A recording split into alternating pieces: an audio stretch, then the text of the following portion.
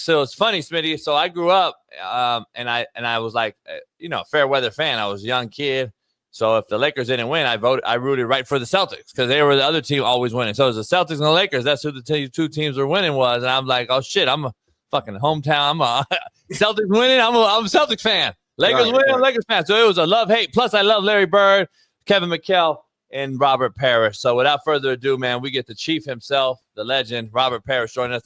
Robert, how you doing, brother? How you doing? All good, man. How you guys doing? Hey, man, it's an honor to have you, man, watching you play all those great, unbelievable games. I got to ask you right out the gate, man. My young co-host here, we just had an NBA insider on. We've had a bunch of Michael Cooper and other guys come on our show every week promoting the Big Three and other things. And I know you guys had wars back in the day. This OKC team being mentioned as one of the greatest all time, I'm almost laughing right now, and I don't even want to bring it up to you. But your 86 Celtics team, you would have beat this team by how much? 50? I don't know about 50, but it would have been a convincing win. And I say that because of the mismatches. Yeah. They only got one, in my opinion, one big, and that's it. And he was 140 pounds. I was going to say, he weighed 100 pounds. My goodness. So either Kevin or myself, all we're going to have the matchup. We're going to be the ones that are going to spot that defense. But what I will say about Oklahoma defense, it will be challenging. Really? They're pretty good, huh? Because they are tough-minded. Their defense reminds me of the 86 team and also the Chicago, that 98 team. And that defense was at its apex because the Celtics and the Bulls played that smothering, suffocating, disruptive defense. And that's what OKC played, that same type of defense. Let me ask you if the younger guys like my co-host here that's going to flip it on you and say, all right, Robert, you guys can't play like we used to play in 86. These bigs will take you out to the perimeter now, and Joker and all these big-time guys, Luka, they're going to shoot the three. What would have been the combative defense to that with these bigs now playing on the perimeter where you and Kevin would go down low and kill everybody in the post? It don't matter where they are. We D up. It don't matter they out on the floor. Besides, I can move my feet. Yeah. Kevin can move his feet. That's what it's all about. That's one of the reasons why Colbert have issues in the pick and roll. He's slow of foot. Kevin and I didn't have that problem. Neither did Larry, as slow as he was. He was able to move his feet, and get over a screen. Yeah. I don't know. And not to mention, these young fellas today, excuse my language. Soft. We would be effing them up on the other end. They soft. For this reason. Larry, Kevin, and myself, we could all shoot the basketball. Yeah, you could. You could not leave one of us in one-on-one or wide open. Not like the bigs today. But you get them away from the basket, they may as well go sit down. We didn't have that problem. We could all shoot the basketball. So that's why I say it would always be a mismatch if we were balling today. And let's not forget, today's NBA, there's no hand checking. It ain't. All that freedom. Yeah. Oh, excuse my language, we'll be fucking them up. Excuse my language. I love it. Hell no. Don't excuse that. We love that language. We love cussing. Hey, bro. The chief, we didn't have no illegal we got illegal defense back when you played. It was man-to-man, right? It was illegal defense if you dropped into a zone. Illegal defense is a lot of hand checking, a lot of elbowing, a lot of holding, a lot of pushing. The physicality in today's game has been pretty much legislated out of the game. There's a lot more freedom of movement. Can you imagine not being able to hand check Larry and Kevin and myself? Michael Jordan, Magic, Kareem, Worthy. Oh, my goodness. That would just be unfair. You couldn't knock out Lambeer ass no more. But hold on. Wouldn't need to. I was going to say, let me flip it, though, OG. Yeah. And again, it's an honor to have you right here. But the rules got to change for both sides. So we always call this era soft today, but it's not the players that's soft. It's just the rules and regulations. Thank you. So if these players were allowed to play with the rules you guys played with, I think they would have. I think they would adapt. They would have no choice but to adapt. They would adapt, but the big difference that I see in today's game, no mid-range. Yeah, that's why I love Shea. Think about this for a second. Shea averaged north of 30 points on the mid-range game. And free throws, And free throw. He rarely, I think he takes, I'm not sure, don't quote me on this, maybe 3 threes a game. Something like that, And he averaged north of 30 points.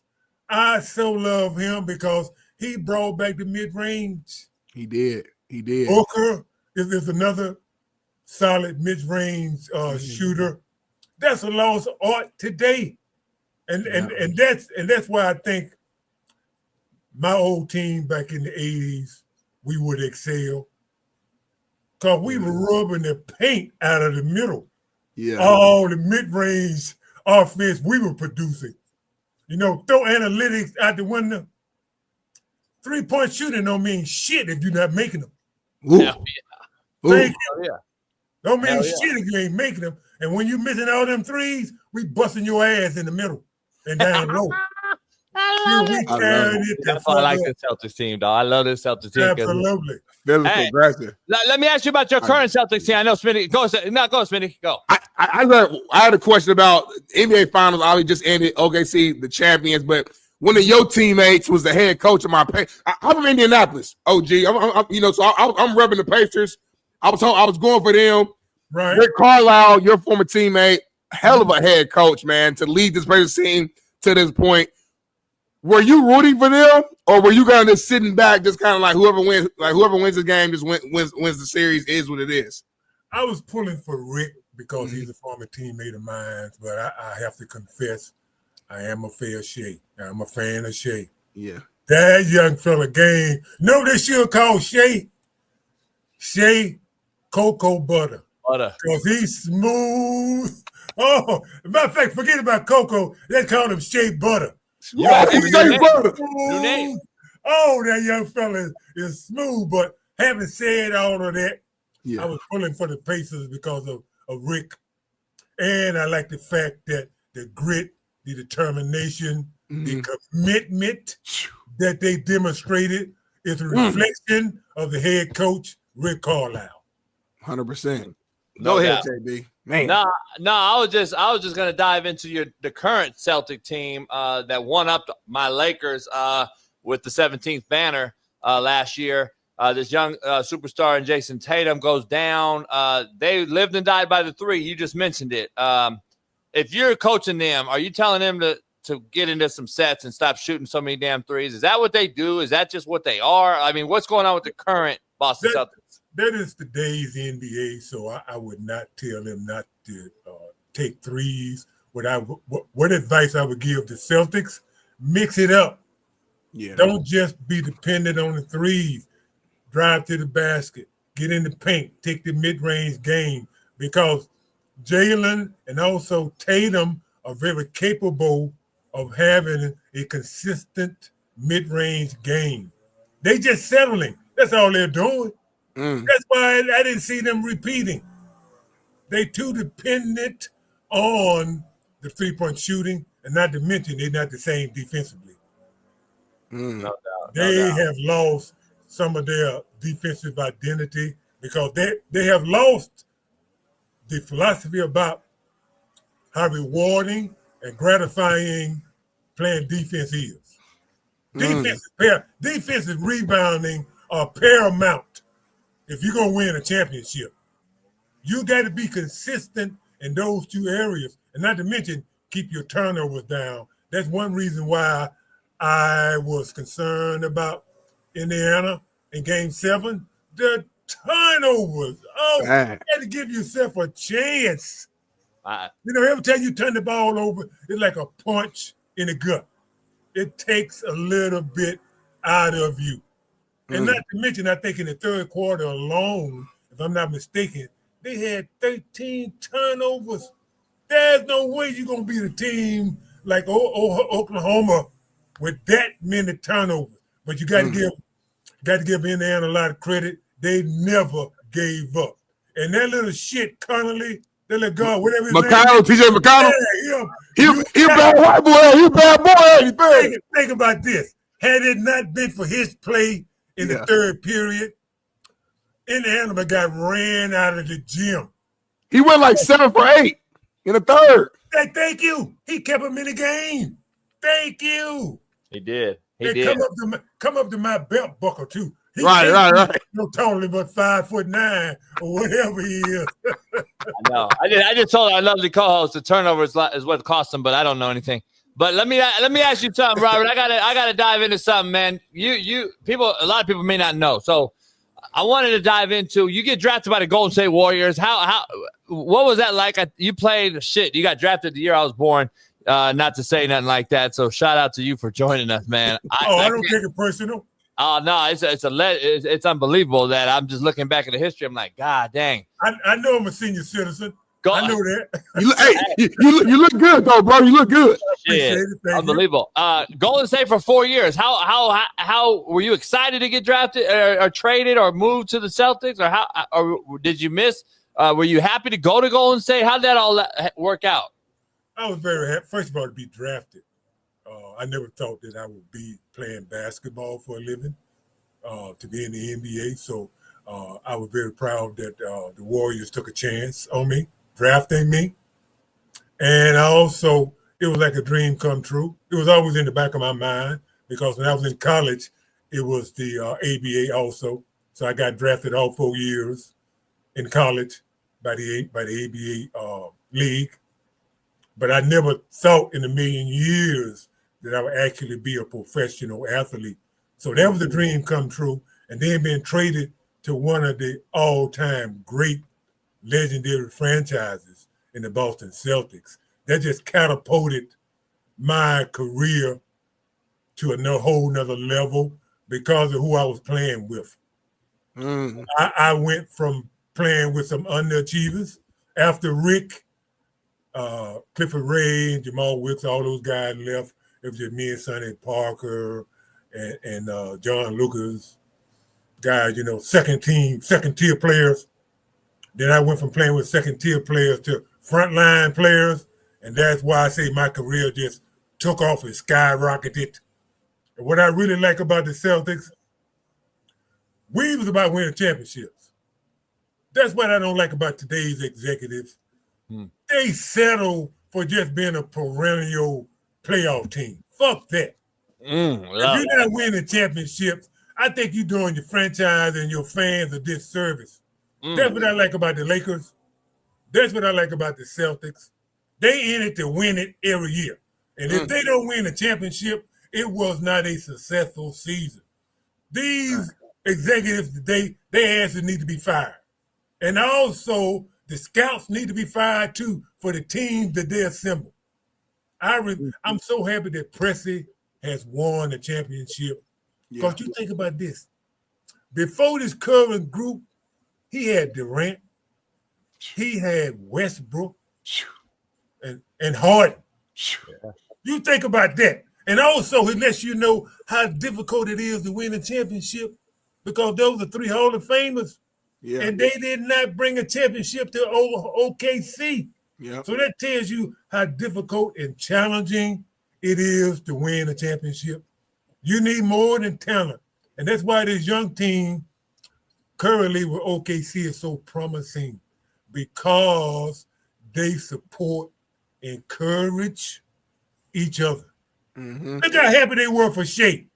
Yeah. Shea got every trophy that was available throughout this current year.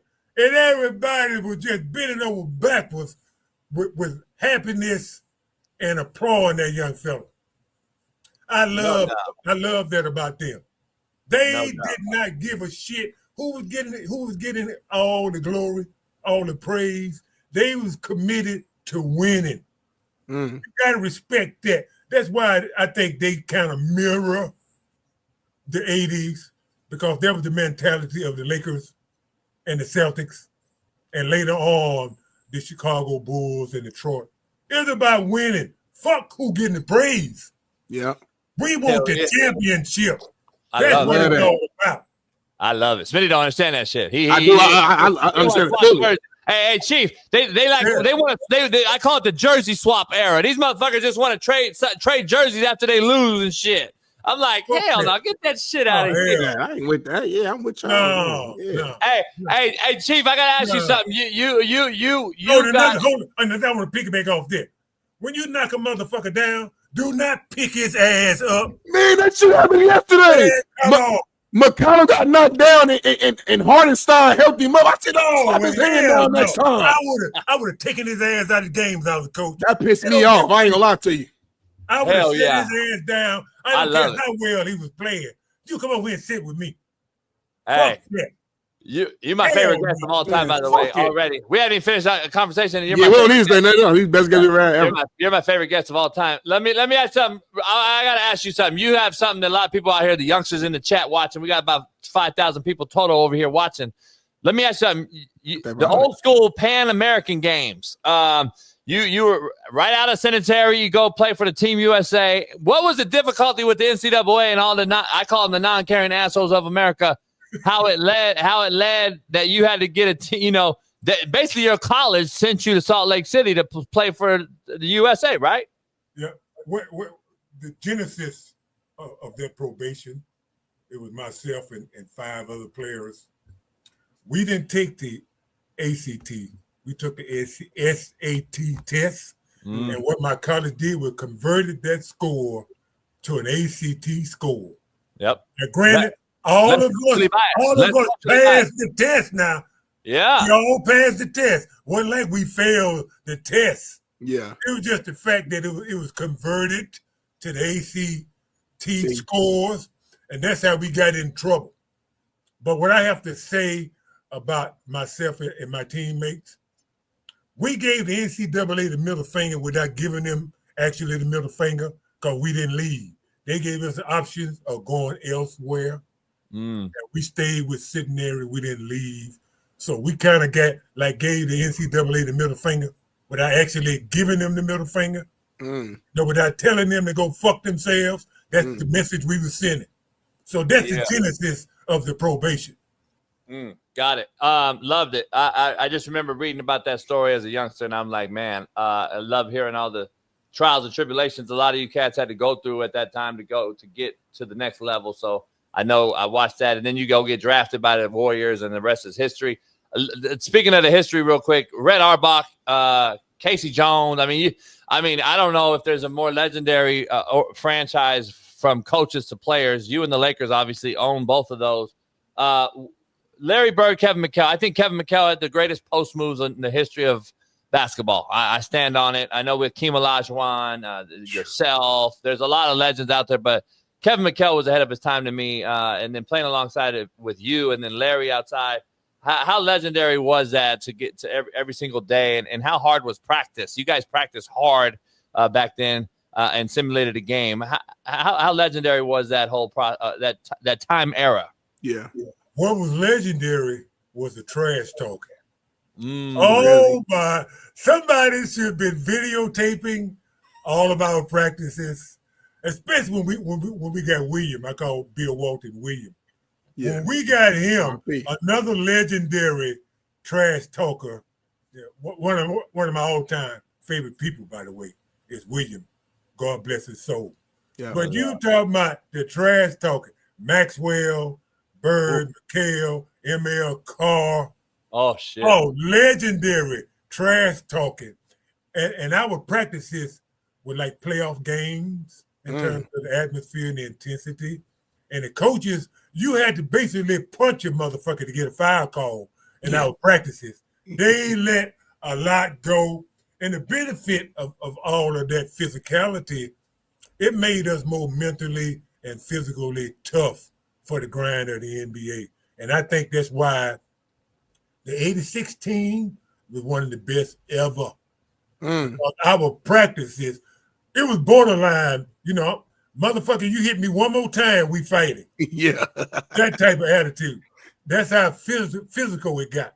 And not just in some practices, every practice, because when we didn't have games, we scrimmaged every day. Damn. Every day. That's why we were some bad motherfuckers, because we was constantly working on our games. And your game had to be pimp tight to compete. Yeah. Oh, yeah. Our second unit was just as good as our first unit in terms of competitiveness. They did not bag down, especially when we had William anchoring that second unit. Oh, yeah. My goodness. I don't know how many times I heard, Chief, kiss my white ass. Let me ask you this. Who was the best trash talker amongst all of you? If you had to pick one teammate, who was the number one trash talker out of all of y'all? It had to be Larry. I say this for this reason. Larry talked shit whether he was playing well or not. Oh, I got to give him credit for that. He could be 1 for 19, and you think he went 19 for 19 because he never shut the fuck up. What's something that Larry said? It just comes. I know you got some story. I know you probably can't say everything, but there's something that comes to your mind that is a legendary trash talk that he said. This is clean for the family that's listening. We was in Phoenix playing the Phoenix Suns. John McCloud was the coach, and they had Tom Chambers. He was their best player, and he was guarding Larry. And the game was going back and forth. They was up. The momentum kept swinging. And it was like 3 seconds left on the clock. We were down by 2. Mm-hmm. KC drew up a play, a 3-point play for Larry to take the last shot. So we broke the huddle early. Larry walks over to the Phoenix huddle, lean over the shoulder of Chambers and the coach McCloud. He told them, the only white man that can guard me is God. You see that spot right there? He pointed to a spot behind the 3-point line and said, I'm going to take a 3-pointer right there and end the game. First of all, I could not believe that Phoenix allowed Larry to catch the basketball, first of all. Right. It was a very soft defense. We inbound the pass to Larry. Larry was doing the turn your back like Steph Curry do today. Larry's doing that back in the 80s. Like he shoot and walk away before he know the shot goes in. Yeah. Larry caught the inbound pass, shot a 3-pointer, and walked off the floor. I don't know if you know or not. Larry's first finger is crooked because of the dislocation. So his finger's like that. He walked off the court, holding up that crooked finger, all net. And Larry never looked back to see that the shot go in. Ooh, he didn't break a stride. And it wasn't no doubt about it being an accident because it was all net. Didn't even touch the rim. Smitty, now that's what they call a cold white boy, not fucking McConnell. Oh, hell yeah. That's a cold white boy. I got you. hey, man, I'm like, come on, man. There's a difference in this. Let me ask you something. Because I was like I said, I watched the Celtics heavy, man. Watching just the true art form of the game with the guys you had.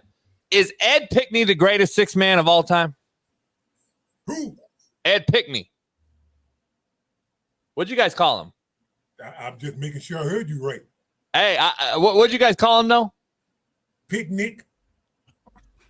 Hey, I love Ed Pickney. I thought Ed Pickney was a hell of a 6 man, man. I'm not disputing that. In my opinion, the greatest 6 man is Bill Walton. I'm about to say, come on now. He got an MVP coming off the bench. Come on, JB. I mean, yeah. Know your history, JB. Think about this. Nobody had an answer for William. Bad Nobody boy. in the league. It was almost like when William came into the game, the whole complexion of the game changed. And I say this for this reason. William was a better defender than Kevin and myself in terms of defending the basket and rebounding. He was better than Kevin and I was. And I think that's saying a lot. Because I thought Kevin and I, was turning the lights out around the rim between the two of us. And Bill Walton was better at it. He was a better defender than we were. And I think that's why Kevin and I and Larry got better on that 86 team run, because we were competing against William. Because when his feet wasn't hurting, he fucked practice up defensively. He disrupted practice. Like I said, kiss, I don't know how many times I heard, kiss my white ass, Chief. I love that. That's amazing, man. Man, that's unbelievable. Great. Man, no doubt. Man, what you got in the fire now? What are you doing nowadays? I'm like an ambassador for the NBA. They, send me around advocating, promoting the NBA over in Europe, go to the Asian countries. As you all know, NBA is trying to establish themselves in the European market globally. So I'm playing a part in that. They send me out. They haven't forgotten about me completely. Give me a little love here and there. No doubt. I love it. But before you go, though, I still want to stay in the 80s. Mm-hmm. Celtics versus Lakers. Talk about just the mentality shift when you guys knew that we got them on the schedule, whether it was regular season, obviously in the finals, of course. Just when you guys were going against the Lakers, was it a different intensity that week leading up to the game? Take me back to those moments. I always thought the competitiveness, the rivalry between the two organizations started with Russell and Chamberlain. When Chamberlain with Philadelphia, their competitiveness, that rivalry, trying to establish dominance over the other, started with Boston and Philadelphia. And then when Chamberlain went to the Lakers, that rivalry between Russell and Chamberlain continued. And then when they retired, Magic and Larry had that rivalry in college, and that transition over to the NBA. So that rivalry never lost any of its steam, any of their competitiveness. And not to mention, we didn't like those motherfuckers, and they didn't like us. Yeah. And that made the competition better. I thought the coaching was solid, and I thought the team was pretty much even though I thought, because we lost Reggie Lewis and Len Bias, I thought the Lakers had a bit more firepower. We had, because of their bench was a little bit better. They had more scores than we had. So I thought they had an edge there. And I think that's one of the reasons why the Lakers won 5 championships to our 3. Because they had more firepower than we had. Had we had Len Bias and Reggie Lewis, oh my God, we would continue to have dominance over the Lakers. I ain't think about that, JB. Len Bias was a bad boy. Reggie Lewis. Reggie Lewis. You may be too young to know about Reggie, young fella. He is too young. Beast. Man, that cat come in there leaning on you and bang on you. Reggie Lewis was no joke, man. So they were the cornerstone of the future. Yeah. Because Reggie would have taken some of the pressure off Larry, and Len Bias would take some of the pressure off Kevin. Oh, we would have been formidable. And we was already fucking shit up, by the way. No, let me ask you this right now. Do you still hate the Lakers today? Like if you saw Magic Johnson, if you and Magic was in the same building, are y'all shaking hands? Are you mugging them? Like what? Nah, it'd be him and Kareem. I'm gonna be honest, there's the only 3 Lakers that I would not look the other way if I saw them motherfuckers coming. That's Kareem, that's Worthy, and that's Cooper. The rest of them damn Lakers, fuck them. That's how you heard me say it. That's right. Fuck all of them. You didn't say Magic in that list. Did I stutter? He said, "Fuck them." Did I stutter? Yeah, I love that shit. I respect Kareem, because what Kareem did off the court for justice, social justice for all. I respect Michael Cooper for what he brings mentality wise, and I respect Worthy because we went into the hall together. All right. Rest of them motherfucking Lakers, fuck all of them. Damn. I like that mindset, though, JB. I like that. Smitty, that's what y'all don't get. You're youngsters don't get y'all. Trust me on that. All the Lakers feel the same way about the Celtics. Right. Yeah. I love mutual. Trust me on that. No doubt. Same with the Bulls. Same with the Sixers. There was competitive. Like, nah, motherfucker, we ain't helping you up. Get your ass down. That shit crazy now. That motherfucker run over there. Get up and help me up. Today, and one of my players hip an opponent up, I would sit his ass on the bench. I don't care how well he was playing. He could be the star. He help another motherfucker up. You come over here and sit with me. Fuck that. Oh man, hey, I'm hyped right now. I love this shit. Let me ask you this real quick. The Detroit Pistons teams with Isaiah, Joe Dumars, those boys. Obviously, I know late 90s or late 80s, early 90s. They were able to sneak out 2 rings. I think they did defeat you guys in one of those runs. They, that was one of the historical teams as well. How great at that time was Isaiah Thomas and just that Detroit Pistons team? Isaiah Thomas was an all-time great point guard on both ends. He was a two-way player. And let's not forget the impact that Dennis Rodman had on that team. Because I'm going to let you know a little secret just in case you missed it. Chicago wouldn't have won shit without Dennis Rodman. Hello. I don't care how good Michael and Scottie Pippen were. They wouldn't have won shit without Dennis Rodman because Luke Longley and that other motherfucker, I can't think of the other center's name. Luke Longley and they had Wellington. They were just in the way. If it wasn't not for Dennis Rodman, defense and rebounding, which we all know wins games and wins championships, defense and rebounding and keeping your turnovers in check, and you got to have luck and coaching, win championships. And Chicago wouldn't have won shit without Dennis Rodman. With a fucked up shot, Cartwright. Yeah, what the fuck ever. Yeah. Hell no. I know. Did you get your last ring with the Bulls? These your teammates, ain't they? And your point is? I'm just making sure, OG. Your point is? Hey, Chief, that's like going back to some old pussy. I love it. Shit, I like that. My main broad's over here. I ain't going back over there. Shit, that don't mean nothing. I just borrowed you for a minute. You know? Oh, man. Hey. OG. Hey, Chief, I got to ask you something. You from Shreveport. You from the gutter. I'm from Compton and Watts. What's up with that shirt? This is a gift. That's where I grew up. I went to a concert, and they was selling T-shirts after the entertainment, and that's where I got the T-shirt from. What did it say? Watts to Maui? Yeah, the fella. Okay, one of the comedians. Yeah. Originally from Compton or Watts or wherever, and he and his family moved to Hawaii. So that's the genesis of this title. And so love it. I wanted to give him some love. So I bought a couple T-shirts. I bought my woman one, bought myself one to support him.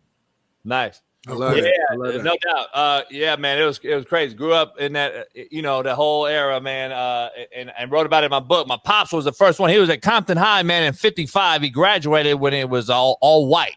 And the first brother graduated from Compton right when the riots cracked off. 65 Watts riots happened right in that era. My dad was 10 years graduated from high school, and Compton Centennial, the rival of Compton High, was all black in 55, and they played for the championship. White boys versus brothers in a championship in Compton before it had really just turned, and the riots happened in 65, and there's just a lot of history here at Compton and Watts, and we got a good one of our boys come on the show all the time I grew up with that lives in the Nickerson Gardens, which is the projects there in Watts, and so he hops on all the time, man. So it was, when I saw that shirt, I was like, oh my goodness, Robert, the Chief's even more OG than originally thought, but man, hey. I got one more, JB. I'm sorry. Is it a fair comparison? People today compare Luka Doncic to your teammate Larry Bird. Is that a fair comparison? Hell no. Let me tell you something about the best of the best. There's only one. There's only one Bill Russell. There's only one Will Chamberlain. There's only one Kareem. There's only one Bird. There's only one Magic. There's only one Hakeem. There's only one Kobe. Whoa! Thank you. That's my guy. Thank you. That's my air. With all due respect to what Luka is doing, he's a hell of a player, don't get me wrong. But he and Larry Bird not in the same conversation. First of all, Luka don't play defense. And Larry Bird did. Larry Bird was a two-way player. You can't say that about Luka. Yes, You know what kills me? My old stiff ass can play better defense than he does, and I'm 71. Hey, I gotta ask you, because I'm tired of hearing this narrative that the old school cats couldn't play in today's NBA. Motherfucker, Luka's killing y'all, averaging 40 a game, and you don't think Larry Bird could have played in this era? That shit kills me when I hear that shit, man. You got to understand this. They don't have cable. They didn't look at the classics. And besides, these young fellas today, for whatever reason, do not respect the old school players. Some of the baddest motherfuckers that ever played basketball is an old school player, OGs, as they say today. Yeah. Some of the baddest motherfuckers walk on the court, played when I played. Who the baddest motherfucker you played against? Kareem, hands down. Is he better than Jordan in terms of all-around greatness? Different positions, of course, but his overall greatness. I put it like this. Jordan was the best in this era. Kareem was best in this era. Here's something for you to ponder, young fella. Mm-hmm. Kareem, first 10 years in the league, he was the best motherfucker in the NBA. Mm. His first 10 years in the league. I didn't say 5 like Jordan. Right. Jordan's first 5 years was, he was all right. Kareem, first 10 years in the league, that motherfucker should have been MVP every year. Instead of them 6 MVPs he got, he should have 10 MVPs. Because his first 10 years in the league, he was the best motherfucker in the NBA. And you can look it up if you don't believe me. No. I'm with you. Look it up if you don't believe me. No, I'm with you, OJ. Look it up. Did we lose him? Oh, we can hear him. We can't see him. Okay, we hear him. Hold on. Oh, I think he lost me. This better with damn. Adam, help him out, because I had to find a follow-up. I got to get him. His teammate Larry called Michael Jordan Jesus and sneakers. That's okay. Oh, you can still hear us? Yeah, we hear him. We can hear you. Go ahead. Keep going. Everybody have their own opinion. And besides, anytime you drop 63 or whatever it was, hey, Jesus or God must have put hands on your ass. First of all, score that many points. But that being said, the baddest motherfucker, in my opinion, with all due respect to all the other greats, is Kareem. Damn. Hands down. No LeBron. Okay. There's nobody. Only motherfucker I ever seen disrupt that hook shot was Chamberlain, and that was temporary. Chamberlain is the only motherfucker that blocked that sky hook. Damn. Chamberlain was a bad boy too now. He's a bad boy too. That I saw do it. Chamberlain blocked that sky hook. And I ain't never seen another motherfucker block it that he got it from the blind side. He didn't block it head up, face to face. In my opinion, Kareem is the baddest motherfucker to walk on the court if you're gonna do that GOAT thing, which I don't subscribe to, by the way. Because I think all of us are bad motherfuckers. It's just some of us are better than others. You was a bad motherfucker too, Rob. We got to get your pride. That double zero was different. I'm just saying, as good as I was, think about this. Here's something for you to ponder, young fella. Yes, as sir. Good as Kevin and I was, Larry Bird was better. Damn. Now you ponder that for a minute.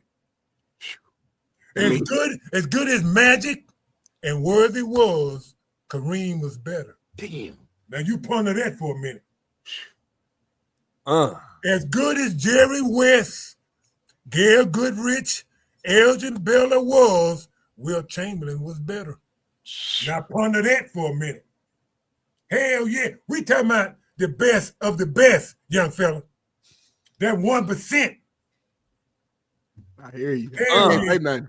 What the fuck can you say? I can't say nothing. You can't say nothing. I can't say shit. OG, look, you got me right now. I can't say nothing. I'm gonna tell you what I heard. Now this is derogatory. Not say it. I'm gonna say it anyway. Say that shit. We like that. We love that shit. I was at a restaurant having something to eat. I was in Boston. This guy was. I didn't know at the time that he was with his thing on the side. Oh, his wife, a main girl, walked up to their table and looked at her and told the girl on the side, "Every time you kiss Jermaine, you tasted my pussy."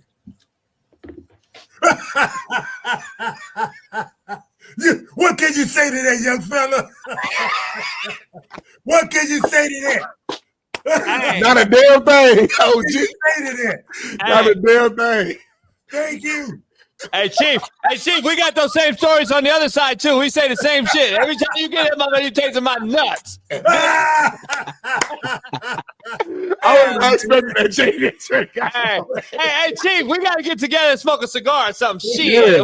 Where you at, man? You in Boston? You in LA? Where you at? We think alike. I'm in Louisiana. Shreveport. Louisiana. We're going to Louisiana. I'm in Texas a lot. I'm in Dallas because my woman is in Dallas, Texas. So I'm in Texas a lot. Chief, how many women you got? Oh, shit. I'm down to one. Don't be trying to start no shit. It's always a white boy trying to start shit with us.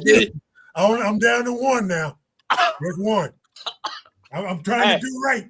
I hear you on that, brother. He said, I'm 71 years old and I'm trying to do right. He sound like me. Shit, I'm about to be 50, Chief, and I ain't never been married. I'm down to about 8. Good for you. I ain't mad at you. No question. Hey, man. Hey, this been my favorite. You've been my favorite guest, man. I can't thank you enough. We got to do it again, man. We got to do it again. I want to thank the two of you for allowing me to reminisce. And if you guys make it real easy to talk to you guys. You guys are great hosts. I want to wish you guys continued success going forward. Wish you man. Love it, brother. Appreciate it, man. You're a true honor, and it was you were graceful to watch, brother. I'll tell you that. I appreciate all that, and you guys stay positive, stay strong, keep your head up. No doubt. You too, brother. Stay safe out there. Love it. Appreciate you. Right back at you. All right, brother. Peace. All right.